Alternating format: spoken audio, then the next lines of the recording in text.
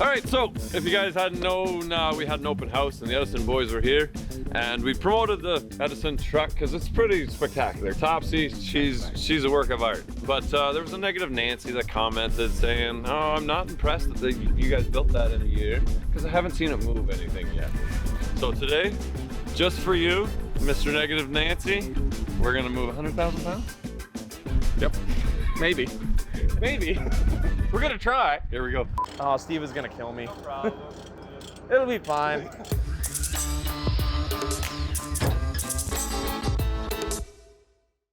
Okay, so before we start pulling the tank, we gotta talk exactly about what this is. And I'm so excited that I got my blue plaid out just for you. Oh, yeah, just for me. So red and blue. So I had red, but I didn't want people to mix us up because maybe they think that I built an EV, but you built the first hybrid diesel electric? Yeah, this is the first hybrid diesel electric truck built in North America. Now, if you don't know who Edison is or what Topsy is, this is a truck built by truckers. So if you go back to about a year ago when I reviewed the Tesla Semi, I'm like, they did not consult a single trucker in the building of this thing, and I put all the points in there that I thought, well, that's not gonna work because of this. That's kind of a stupid idea because of that. I don't think that the Tesla Semi is anything other than a marketing ploy for both Pepsi and for Tesla.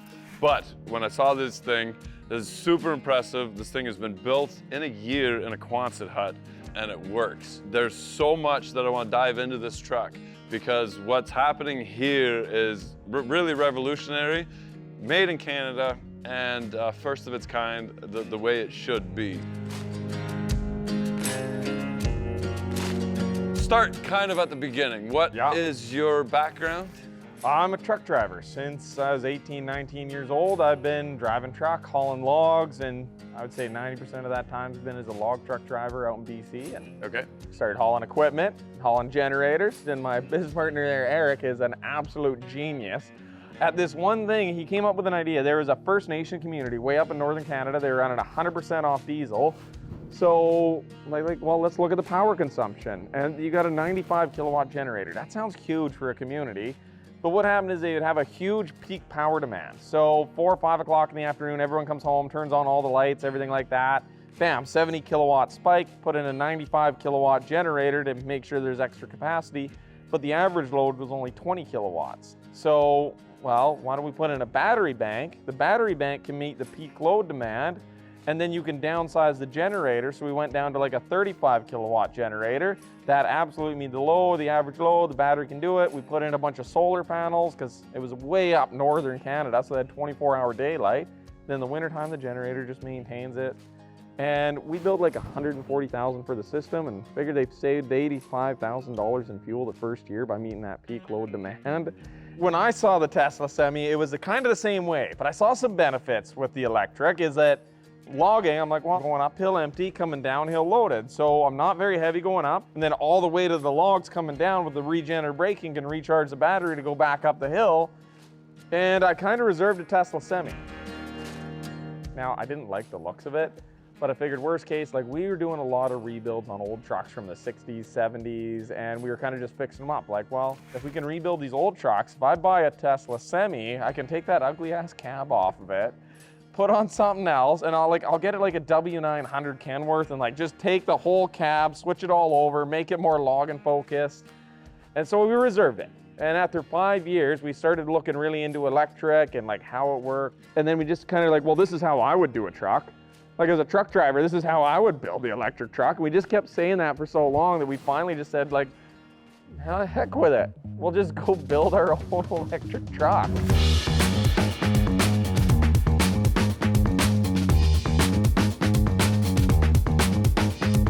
We had a design contest where we let people vote on the internet what a truck should look like. Okay. Every time we designed something like that, it looked like a rip-off of a W900. You're like, oh, this looks like the Wish version of a W900. Like every time we do, like, they're such iconic trucks that you can't recreate it. So we're like, well, let's try something wild and let's let the internet design a truck. Okay. And we had over 100 drawings. Okay. And from there, we narrowed it down to 10, let everybody vote on the 10 This one had 32,000 volts. The runner-up had 16,000. So Wow. it was like 2 to 1 Yeah, yeah. over this design. And I'm like, oh God, I let the internet. But once we built this thing, it's really, really growing on me from an operator point of view.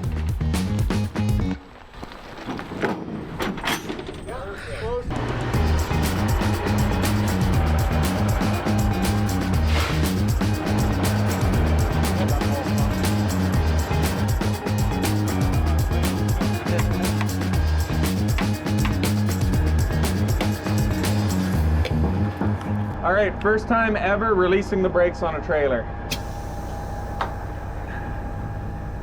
Air pressure's dropping. Hold on, wait. No wonder I couldn't get them connected. Oh. You connected them and I wasn't done spinning yet. So it was all coiled out. So I had hooked them so I could put it together, but you're all set now. Okay, second time releasing the brakes on a truck. That's a good sign. The air was going back there, so we know the air goes back. Rich found out. Oh, this is exciting. This is really exciting. Oh, I'm so nervous right now. $1.5 million on the line. Can we move this without destroying anything? Okay, so our engineers said, don't all load, get the testing, but we're here at Deboss Garage, and they've got a Sherman tank with a Chevy on it. And like, I can't not take this opportunity. This is too cool. Okay. This is exciting. Very exciting. Also slightly terrifying. Super terrifying. Yeah. Pressure should turn on. There we go. Send air to the trailer. Send air to the truck. Where do you want me? What do you want me to watch? Listen, smell. Just kind of have a little look right where you're standing and see if you see sparks. It's a bad sign. All right, moving. We got this, buddy.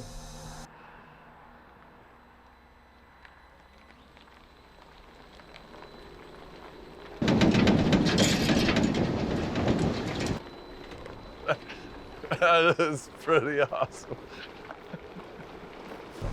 Oh, that's nothing for power. It's weird though, it's disappearing on us. But, I think it comes it's and goes. the software. It's Yeah. Okay. 6 kilowatts, man. We're consuming nothing. Once you break inertia, it's just chill. 22 kilowatts. F***ing right, man. This is awesome. We did it! Look at this. Yeah, it's so effortless. Wow. Whoa. Yeah.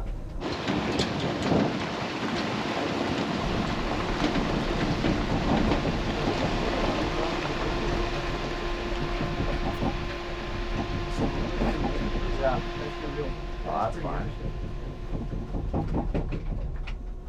It was a 500 liter filter.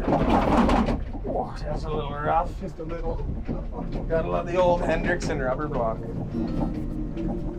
This is so cool. This is so freaking cool. Check the circle. It's full circle. Man, yeah. This thing, it acts like nothing is there. Yeah. Like I don't even feel like I'm pulling a trailer right now. Isn't that crazy? Electric torque, man. Yeah, just wire batteries are. That makes sense. I'll go put her up on the scales. Now we're taking her up the little hill. Yeah. Up on the scales. Oh, the visibility is fantastic in this thing. Oh yeah, look at that power. Come to a stop on a hill, she still pulls her out. Yeah. Oh man, this is awesome. This is exactly what we wanted to see in performance. Yeah, 100%. Yeah, 100,000. Wow. 106. Incredible. We just moved 107,000 pounds with our electric truck. We just moved 19,000 pounds more than a Tesla Semi. And this thing, Unbelievable, man. this thing went so good. It was like there was nothing there. First go, too. We moved 20,000 pounds more than a Tesla Semi-hold on the very first time it ever pulled onto a trailer. Now we got to take this thing to full train weight. Oh my God, guys, it's insane to see this thing move. And also, this is the very first thing it's ever hauled. So to haul that amount of weight is just super impressive. And to do it here with Deboss, I mean, how cool is that? I'm so honored to be here and to witness this. This is incredible. We brought it out to Ontario, so we're working with a company and they're going through like all throttle mapping and pewtering, and then we're gonna be doing all the testing. Like, that's why he said wait to haul a load, because they wanna hook it up to the generator, to the batteries, where they can monitor all that, put it on a dyno, bring it through its paces, heat things up, cool things down, and then it's gonna go off to a testing facility where they're gonna go through and inspect everything on the truck, check out the safety, give it that big stamp, and finally say that yes, you're a manufacturer. It's no longer like this truck is registered BC as a U-built, basically like built in a garage. Once you go through and you build, you got to build at least one U-built, then you take it off, you get inspected, they say yes, you can be a manufacturer, then we can start building. So we're in Ontario to do that. So, but right now we can't drive it on the road in Ontario until another 3 weeks. Okay, we're just pulling this at V&R's yard. V&R, thank you very much for letting us use your yard. We got a little bit of space. We're not getting it up to speed. We're just proving that it can pull 70,000 pounds. Yeah.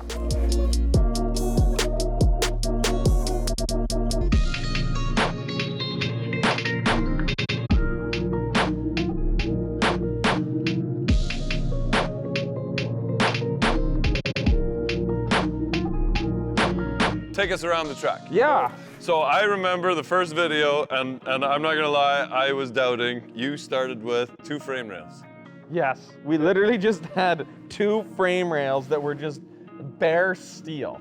That's it. That's where we started. And we started with frame rails, and we just kept adding on to it. Yeah, but the frame rails are special. This is not just normal truck frame rails, because you're a trucker, and you know that when you want a stronger frame, you put one inside the other. We live in Canada, and they rest. I can show you the back end. Normally on like a logging truck, you got double frame rails. So you got 2 sets of frame rails.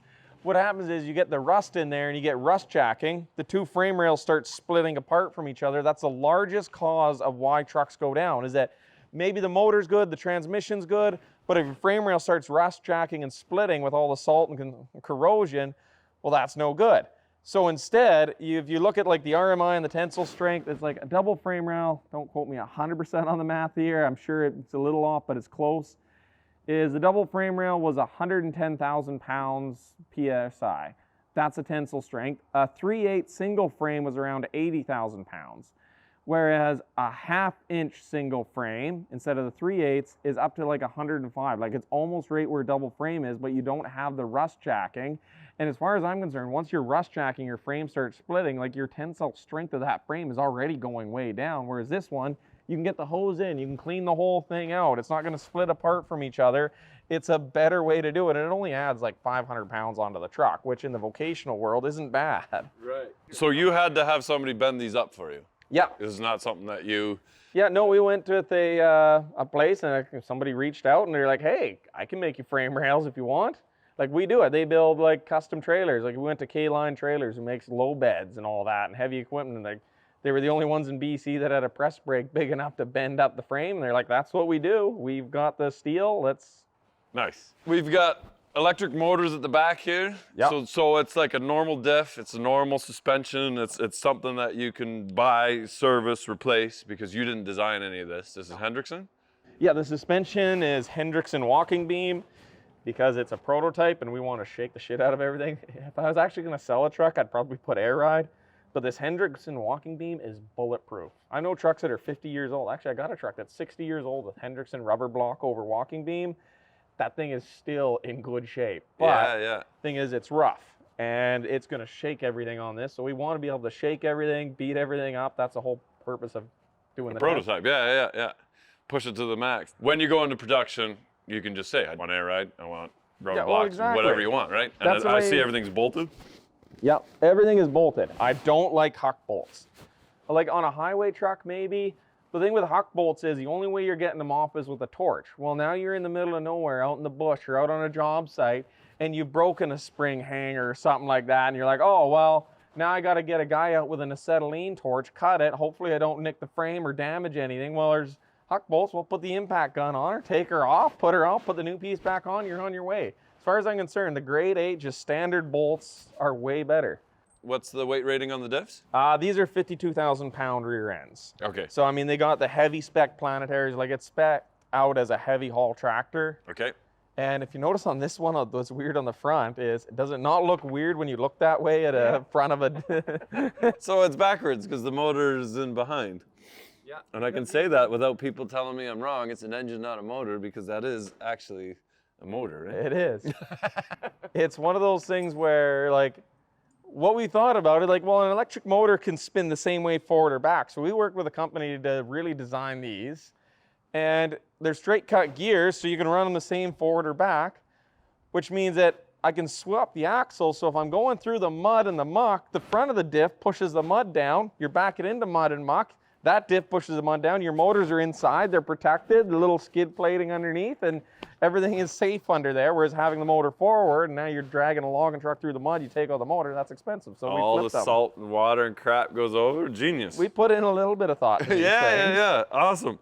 So moving forward, I see a compressor. Yep, this is the electric air compressors. So, and it airs up the truck in like, what, 45 seconds? Like, how long did that take?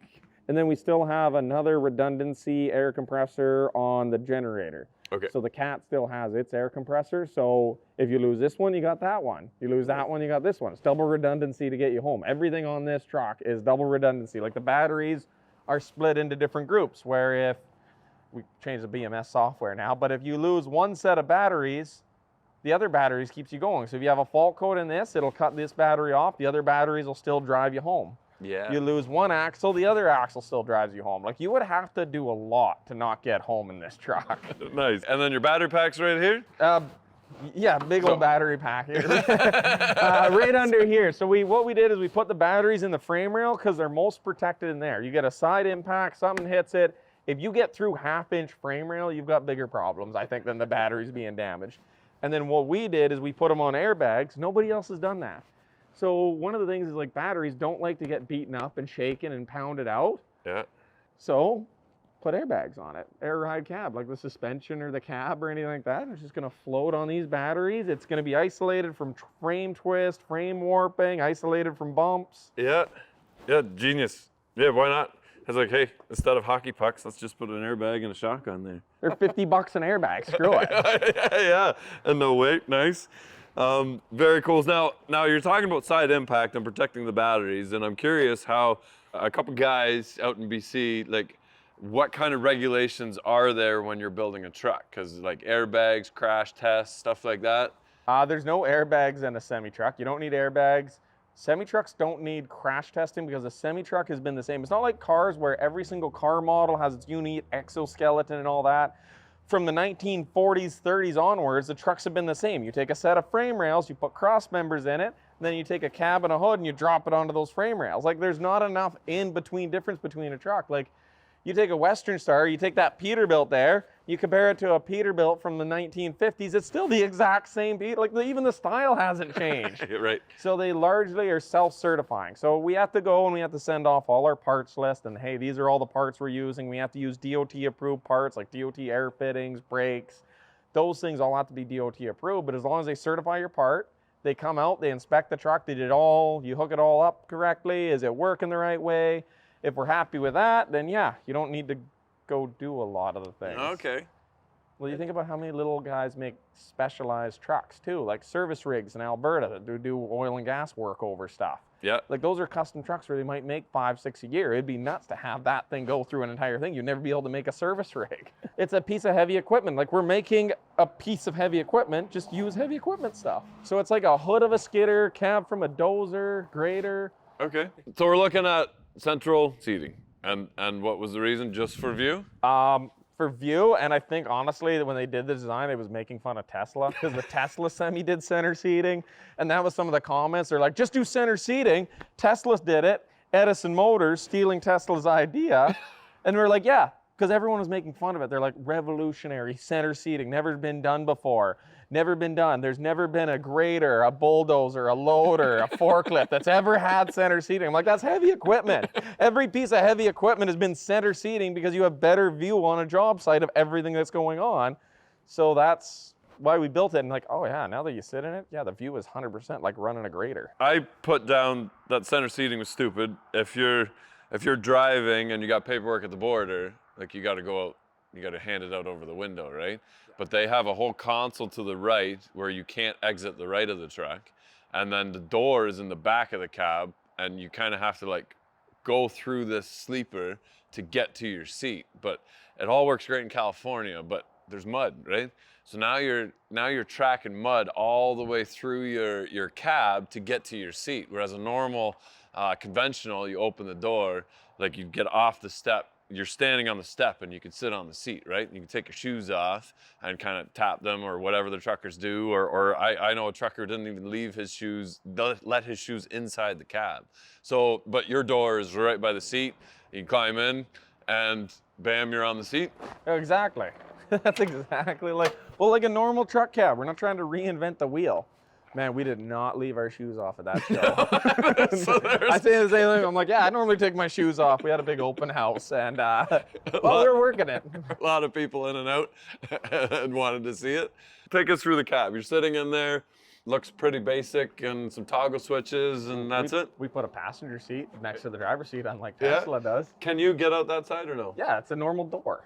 That door's a normal door too on that side? Yeah. Oh, there you go. Believe it or not, trucks probably want a door more than on just one side of the vehicle. Absolutely. I'm always like, does it have the one on both sides? Like, how does that work too? Either if you're like in a rollover with a Tesla. Yeah, I don't think Semi, there is a like, door. No, you're stuck. You're just like watching the batteries burn. This is fine. I'm okay with the events that are unfolding currently. You got a door on both sides, and everything looks simple. These are parts that you can buy anywhere. Yeah, but that's the whole thing. It's like that's why we've been able to build this in so little time, in under a year, is we didn't reinvent the wheel. We didn't want to just. I hate it that companies now have $1,700, $2,000 custom molded headlights that only meet that model of a truck. Those are $90 headlights. Like, you can just buy those at any store. We went to part stores and we're like, well, just buy the switch that you have in stock all the time. Buy the turn signal. That's like, okay, well, that's a $50 turn signal. Same turn signal on my 1962 Kenworth, same turn signal on like a 2014 Western Star. That turn signal Does the job. Yeah, 40, 50 bucks. Does nothing else than what it's supposed to do, right? It works as a turn signal. Yeah. And it's not molded into the dash where it's $500-600, and anybody like, oh, well, we can only go to Edison to get that turn signal. They're the only one that makes it. Well, no, go to any part store. You could probably go to this wrecking yard and find that turn signal. Yeah, true. Look at that. We got some simple gauges, a couple lights to tell you something's happening, and a couple toggles. So this is a prototype. This is not, you're not going to deliver trucks with like stickers that are crooked. No, we're gonna print up some nice stainless things. This is You beautiful. can tell we literally we finished this truck like 3 weeks ago. We're just going through the testing phase, and in BC, and now you're in Ontario, which is 2,600 miles away yeah, something like for our that. American friends. 4,500 kilometers. Yeah, 4,500 kilometers. Steering has an electric assist. Power steering, normal power steering. Just the hydraulic pump is electric. Okay, so if you needed a wet line, same idea, same pump, or different pump, just another electric motor in Just front an of the electric pump? motor on a hydraulic pump. That's all you need. There you go. Now you got an EPTO. I'm tired of tech companies in like the EV space. We have a new EPTO. Yeah, every farmer since the 1930s has had an electric motor hooked up to a hydraulic pump to run something. Like, it's not a new EPTO. You're not revolutionary. You took an electric motor onto a hydraulic pump. Somebody was in a business meeting and wanted to feel smart, told a bunch of people that knew nothing about trucks that they invented something new. So just give those guys some slack. Fair enough. Ceiling, what's going on here? Nothing, just some wipers. I see 3 different wiper motors. Yep. So that one burns out. You just move this one over there, and then you can still That's keep right. going. There you go. Yeah. And we put them on different switches because I wasn't sure. I'm like, with this cab, how much spray do you get on one side versus the other? So we put each switch on different ones. And Okay. other than that, I put a wigwag in it. Nice. I hate the low air warning buzzer, so I grabbed a wigwag out of a 1960s Kenworth and stuffed her onto the roof. That's awesome. And then we got some panels back here. We got some wiring going on. Yes, this is one of the things I really love is that I hate working under a dash where you're like upside down trying to get under a dash just to find wiring things. So now there's like 6-8 switches on there. And what we done is we put all the electrical gear in that box behind it. So when you want to work on this truck, you take those panels off, unbolt these panels, and you can sit in the driver's seat, check all your fuses, your relays, every diagnostic thing you want to do is all really easy to access. If you're 5'6", you could probably stand here and work. No legs falling asleep, no footprints on the windshield. Right? Yeah, this is fantastic. Like, this is just what heavy equipment does. Like, you go into like a buncher or something or a processor, you see all of their panel in the back where you can access everything. I'm like, well, let's just do that. Yeah. I don't see any no step stickers. Nope, that fender's a little solid there. Yeah, no, you're not the average trucker with like. No, I believe, well, the thing is, the way we built these fenders, it works as a jack stand. You just take the fender off, drive the truck up onto it. Really? I'm joking, but I believe it's probably, you know, we could probably lose a little weight in the future. Like, we don't have CNC machines or press brakes, so everything is just made out of plate steel, angle grinders, and stick welders. Like, this entire truck was just built by a bunch. Awesome. I mean, and I thought of some cool designs, like the old Pacific and the loaders that have like the mirrors off. Believe it or not, actually, we've taken it out to 110. She don't wiggle. But what I like is you can hop out, you can walk on the fender. Like, the whole thing, like you say, it's not the prettiest truck. It's not a W900, but you can just walk past the mirrors, clean all your windows, step on your thing, walk back into the cab. You're not awkwardly on a tire or balancing on a bumper. Want to check your oil, you just walk out onto the fenders, past the mirrors. And there Pass she is. this down for you. Cute. Yeah, it's a Cat C9 diesel generator. Yeah. And behind it is a Danfoss electric motor. So that electric motor is IP68 rated, dustproof, waterproof, so you can take it through the mud. It puts out 335 kilowatt hours of power. So it's all about the peak load demand. Like that community up in northern BC there, is that a truck has a huge peak power demand. It takes a lot of power to get a truck off the line, build that initial inertia, momentum. Once you've got the momentum, it doesn't take a lot of power to maintain it. But what happens is you put in a 550 horsepower engine so that you can get that truck up to 100, and then you use 200 horsepower of that to keep it going down the highway. Well, that's really inefficient. So now the batteries with their 4C discharge rating, you can pull 800 to 1,000 horsepower out of that, really shove that truck off the line, and then maybe you use 120, 150, 200 kilowatt hours to maintain it. You run off the batteries for a couple hours, and then while you're driving, the generator fires up for half an hour, brings the batteries back up. As you're going, shuts off. Now it runs at one constant RPM, which means you're not waiting, no turbo lag, where every time you shift gear, you lose boost, and you got to throttle in, then you got to build back boost back up, regain your momentum. This is just running cleanly, efficiency, and you're squeezing every ounce of energy you can the most efficiently out of the diesel. It's not just low RPM, it's right where it wants to be. It's running hot, and it's running cleaner, and it's way better for the environment to have it running right where it wants to be, because that's where you get your best emissions. So it's even better for the environment. We showed with our first truck, which is Carl, like a 50% reduction in fuel mileage. So you're burning half the fuel, and the fuel you are burning, you're burning it cleaner. Yeah, because when you're rebuilding engines on vehicles, they don't last a third of the length as when you rebuild an engine in a dozer or an excavator or whatever. Because first thing in the morning, you let it warm up, you go full throttle, and it stays there until you idle down at the end of the day and shut it off. That engine was put on a dyno, says this setup makes the most torque at this RPM, and it is happy there. So now you can tell it to just stay there. There's no curve. It's just you're just telling it to go to its happy place, stay there, do its job, and when it's done, just have a nap. Yep. Yeah. It literally, this is the best way to do it. Like, this is how freight trains work. They have a diesel engine to a generator to a capacitor to an electric motor. Like, that's how it works. And they've been that way since the 1930s, because it's super efficient. You get super long lifespan out of them. I don't know why this hasn't been done before. I'm starting to worry that you're gonna get shot. Oh, probably. Guy that made something run on water, he's dead now. The smaller engine is also the reason why this is efficient. It's due to the weight. A lot of people are like, well, isn't that going to be heavy? You put batteries? Well, it's a hybrid. I don't need very many batteries. I don't need 40,000 pounds of batteries. I need 2,000 pounds of batteries. Compared to a C15 Cat, you lose about 2,000 pounds of weight going down to a C9. You lose a lot of steel. Like, this is a pretty tiny motor. I built this hood way too big, forgetting how small a C9 is. Right, right. But yeah, so that balance, the weight reduction that you lose on the motor makes up for the weight you add in the batteries. Right, but I hate Caterpillar, like as much as Ford. So what if I want something else? Well, put a Cummins in or a Detroit. The inverters on the headache rack don't care where they get the power from. Like, we got one person, they want a truck, and that company wants a propane generator. Propane's not going to work in a truck. It doesn't produce like shit all for torque, but it doesn't matter. It's just spinning a stator in an electric motor. You can build it however you want. Yeah, they're down in Washington. Washington figures like, oh, propane's going to be a future because of the emissions thing. And I'm like, whatever. If they want to try propane, I don't care.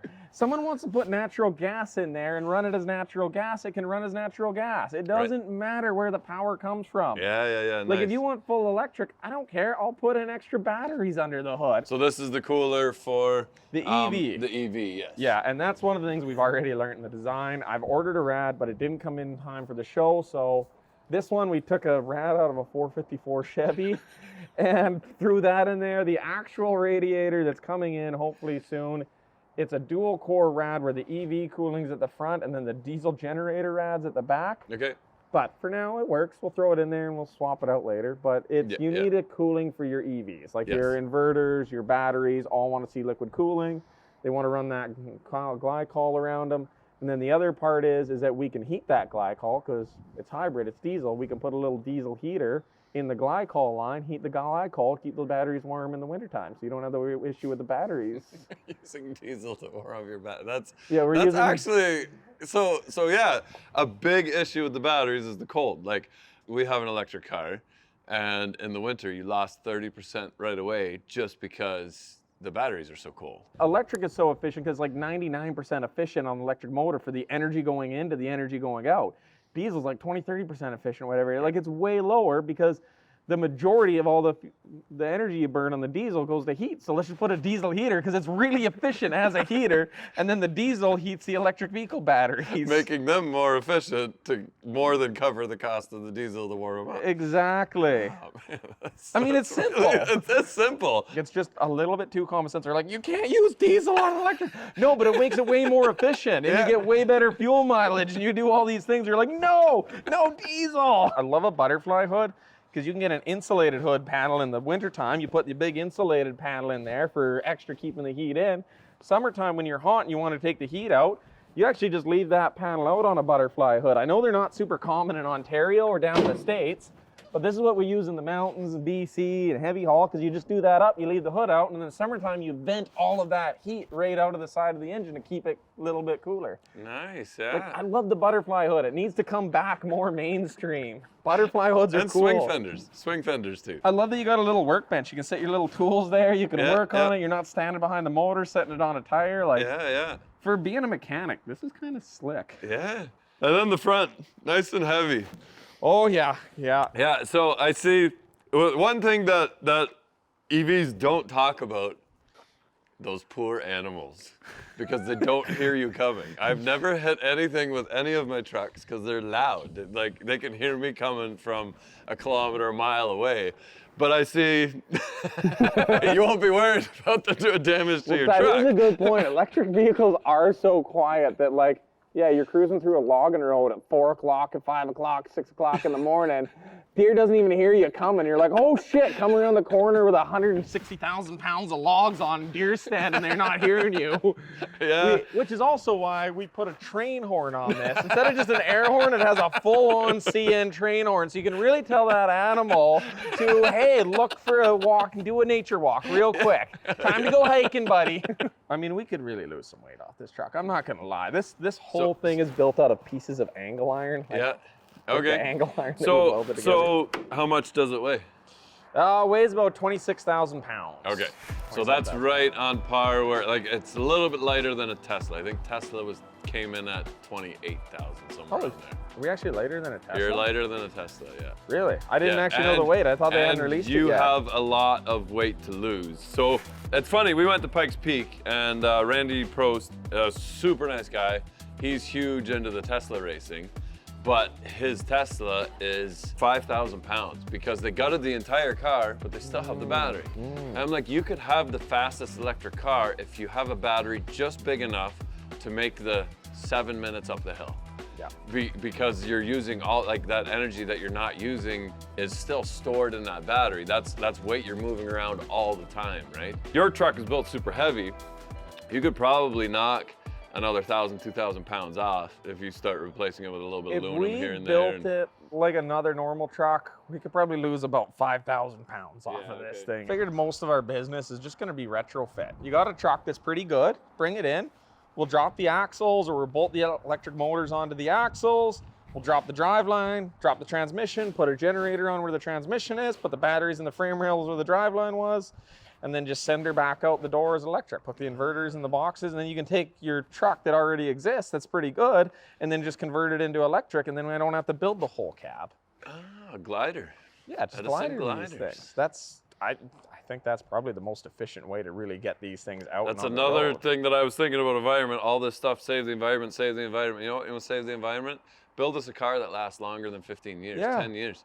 Build something that doesn't rot away and has to be replaced. All that energy to build the car, keep the old ones going, that will save the environment. And you can upgrade them to make them more efficient and cleaner and actually make a difference. 100%. That's way better. Like, I get so pissed off because we just make junk nowadays. Yes. You mine it out of the ground, you put it into the factory, you build it, you use it for 3-4 years, and then you throw it back into the ground. Like, make it last for 30-40 years. Like, I want to buy a fridge that actually lasts longer than 2 years. Why were fridges in the 60s, 70s, 80s with beautiful chrome and handles and that they're still working?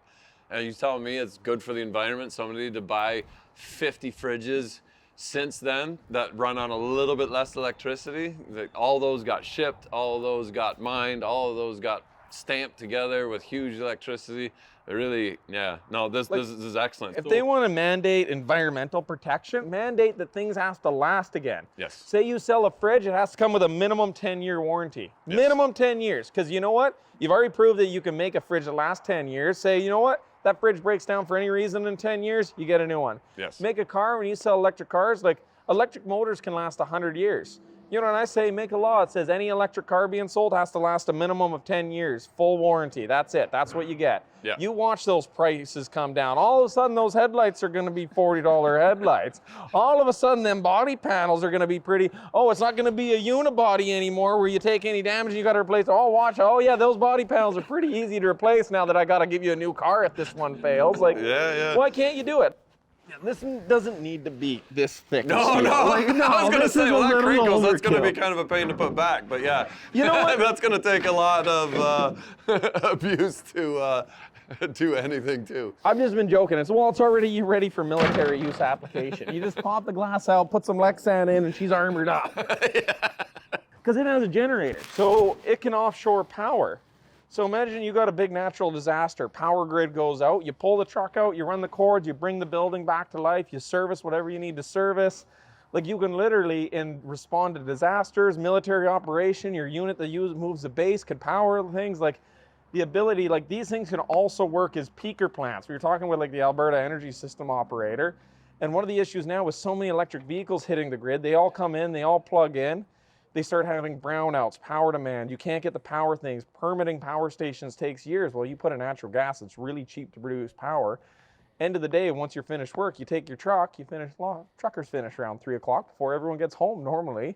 So those trucks plug into the grid, they send an indicator on spot price on electricity, and they say, hey, power right now is $70 a megawatt. That's what we're gonna be paying for power. There's a big demand.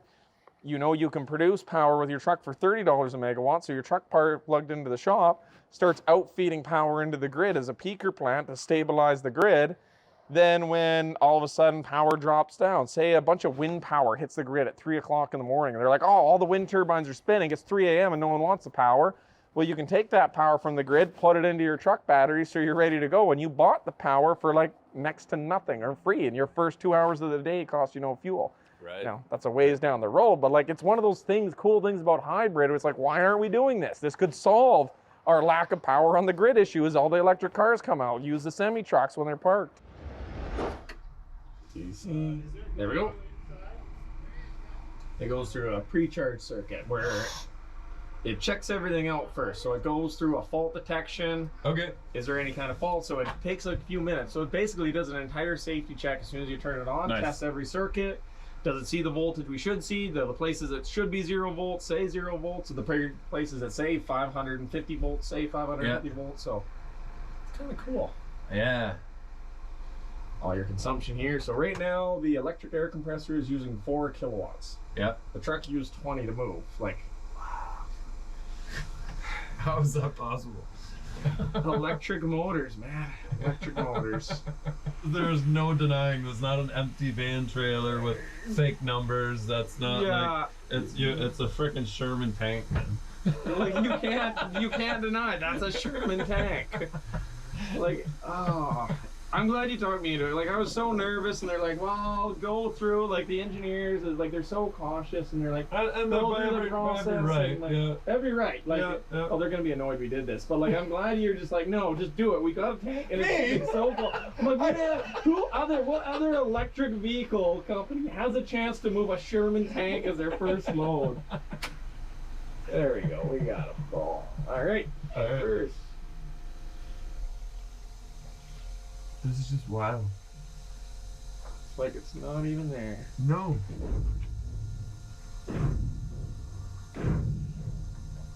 The visibility is wicked for backing off scales and coming on things. Yeah. I'm speechless. I just genuinely do not know what to say. It works. It works. We did a thing, and the thing did the thing. Here we go.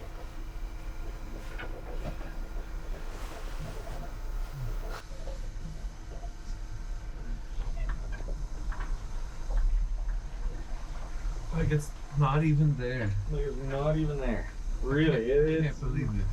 Like how smooth that is. There's no difference between driving the empty truck and the I was worried it worked. And I'm like, oh, how's it gonna do? This thing works so freaking well. It is unbelievable.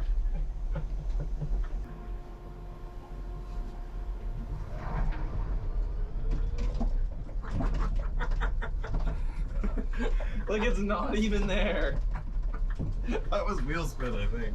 Did we just spin out with I think just a touch. Like I heard it. I don't know. Maybe it was just. That would be hilarious if we just did a burnout with 100,000 pounds on. Did it break loose? Yeah, it did. With 100,000 pounds. I thought I heard it break loose. It honestly, it's like you just start moving and it's like nothing. There's no noise. There's no grunting. There's nothing. All of them. With the trailer on it. That's 100,000 pounds. That shouldn't just spin a spin axle. You built this in a year. Yeah. Start to finish. Yep. About a year. Yep. How many of you guys? Oh, there's about 10 of us working in the shop Okay. there, yeah. Okay. Absolutely incredible. So now what? You've done your prototype. Now what's next is we're raising a little bit of investment money. We're partnering up with a few companies. We're doing like some partnership where they're getting a truck, they're gonna test it out, run it in their fleet, gonna raise some money, maybe get into a shop with some concrete floors, and we're gonna work on building these next 5-6 trucks, get them out in the field, get them tested, and we're just gonna kind of do it slowly and in a way that makes sense. Instead of trying to rush to the end zone where too many EV companies, they build 1 or 2 prototypes and say, okay, I need to now raise $100 million to build a big manufacturing facility and find out, oh, some of the things on the truck don't work. Well, figure it out on a few trucks. We'll figure it out on 5-10 trucks, and then we can start selling to the general public. You're stealing from Tesla again. We spent like $1 billion on the Cybertruck facility. I just want a shop with some floors and some heat. Nice. Now you were touching on conversion kits. Like, is that something that you're gonna design? Like, do you want to sell this truck as a whole? Like, this is what, or this is just, this is what I would build if it was a logging truck. But you mainly want to go into conversion kits. I love my Kenworth, but you know what? They won't let me drive it anymore. So give me a C9. Let the customer decide, really. When they come to build, give them the both options. Be like, hey, do you want a new one? Do you want this one? Like someone like a snowplow operator is like so keen on this cab. Some loggers are like, yes, that cab makes so much sense in the bush.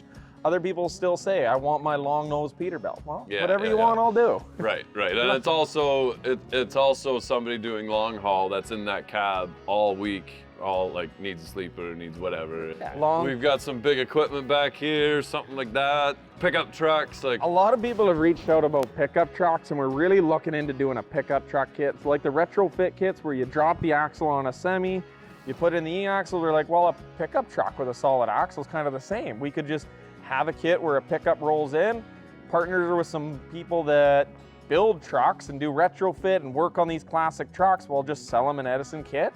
They can sell it to their customer, they can install it, we'll train them up. They drop the axles, put the e-axles in, the batteries, we'll just drop it in like a toolbox in the back of a pickup truck, put a little generator under on the engine under the hood, and there you go. You got a little hybrid pickup truck. So you can take your 1980s Ford, swap it over. You have all the power of electric, the huge torque of electric, a little bit of range extension, and you don't have the fuel bill of driving around a 1970s Ford. but you could still make noise, because when I drove that Nissan Leaf, somebody called me a girl. And if I was to have a little engine in the front that I could flip up and make some exhaust noises, I could get some redemption back. Instead, I went out and bought a tank. So Carl, that 62 Kenworth we retrofitted, it's got a side dump exhaust. And this guy's driving and he's like, where's the noise? And I fired up the generator, which is straight pipe, and it just rolled coal, like, blah, blah, blah, blah, blah, fucking dumped them in coal, and then we kept going. So I think I have the record of the first person to ever roll coal on somebody in an electric truck. We don't promote or approve rolling coal, but once in a while, that's pretty funny. I mean, it's a little That's pretty funny. funny. It's a little funny. Can I drive? Yeah, you want to drive? I will drive. I'll just go in a straight line. Yeah, there you go. You ready to go? Yep. You just got to put your foot on the brake lightly, and then engage drive there, and all right.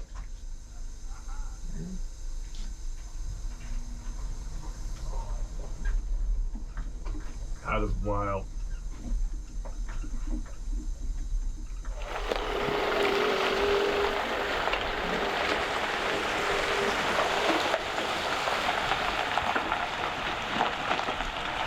That is unbelievable. Doesn't that feel weird?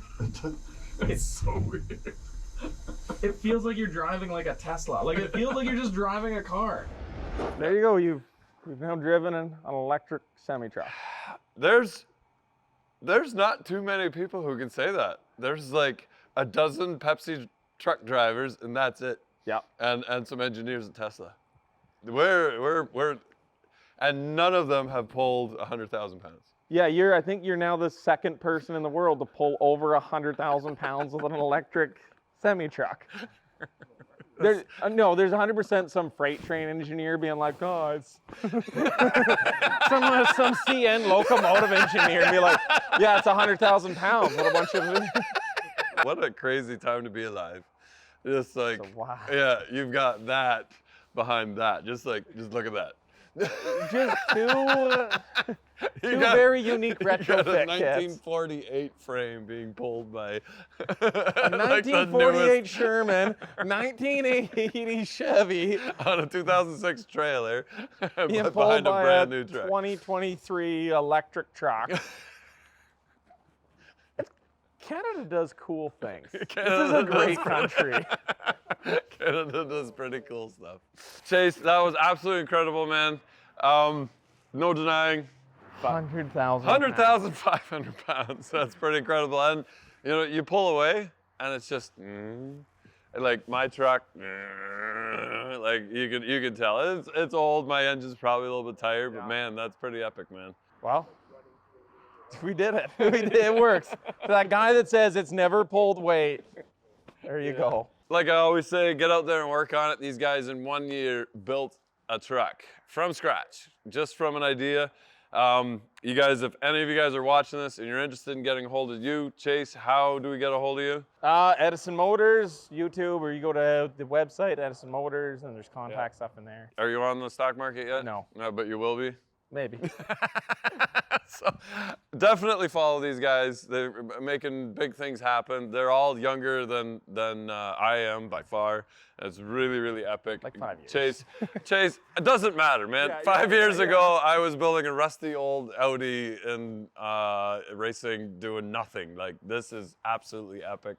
I'm super proud of you guys. I want to get more involved somehow, one way or another. I hope this video does well. Share this video. This is friggin' in Canada. Canada does best. This is exactly what Canada can do. All right, guys, if you're not filthy, you're not rich, get out there and work on it. Make some friends, make some history, and do it better than the big guys. Here we go.